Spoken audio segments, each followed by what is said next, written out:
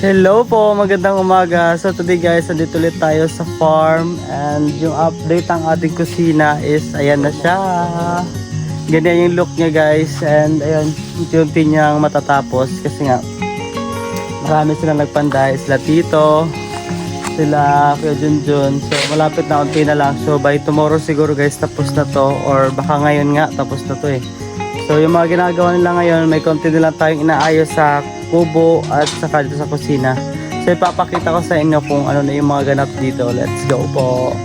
Ayan na guys, ito na yung update. May lamesa na tayo, may upuan na bawat side, and dito ang ating lutuan. Ayan, ang cute pero wala pa tong lupa. And dito naman na side, ito yung hugasan natin ng plate, and dito natin lalagay yung mga plato, then dito natin isasabit yung mga anik-anik natin or yung mga baso, like yun.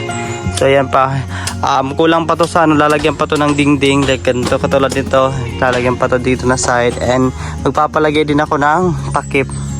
In case pag wala tayo dito, at least may takip yung mga gamit natin, baka kasi magsiwala.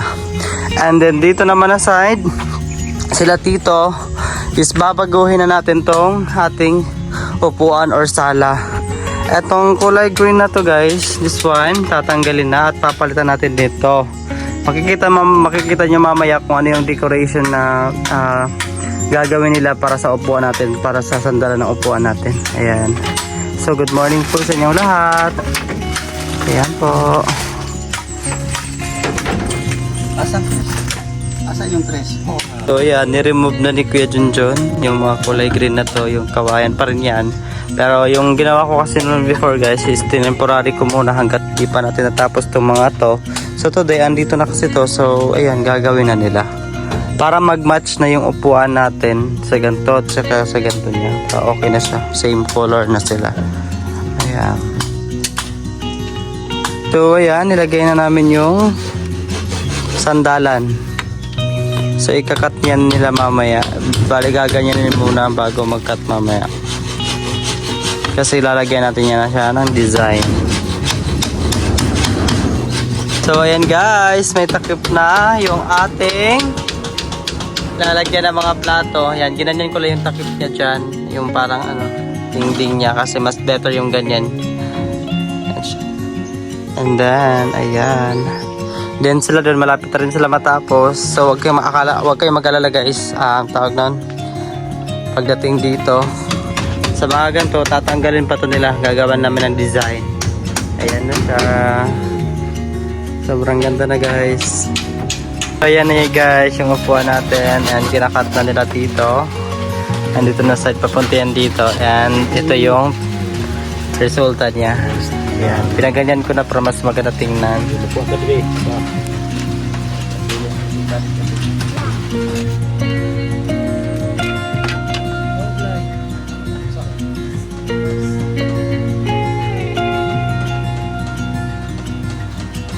Guys, tapos na nila to. Ayan na, ganito na yung look niya. Ay, kandot cool. Ayan.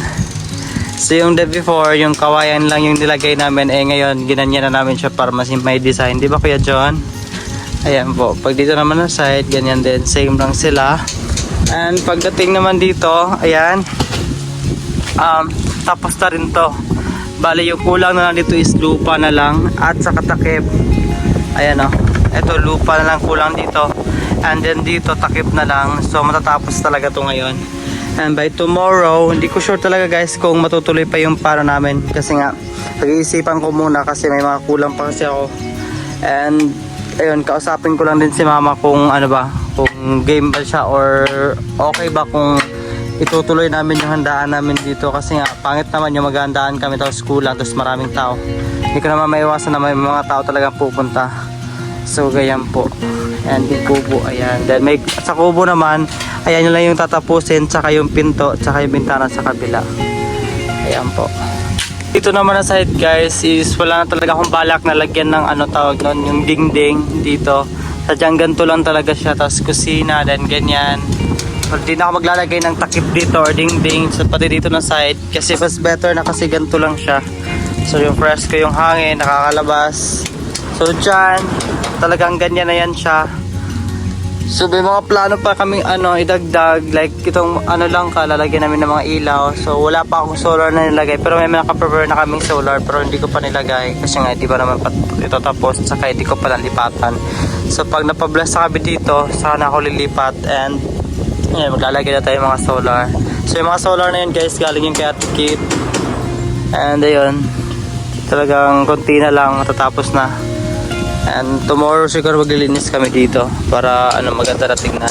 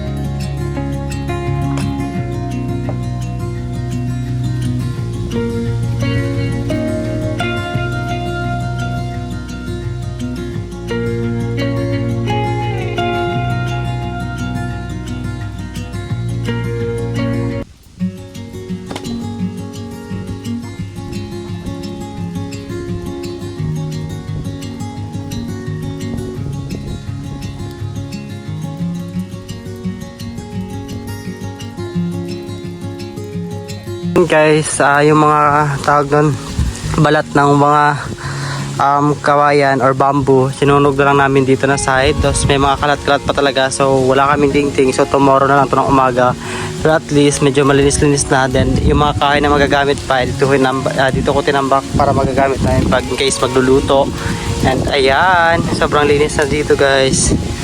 May unti na lang yung mga puti-puti na yan, bukas na lang yan. So ayan,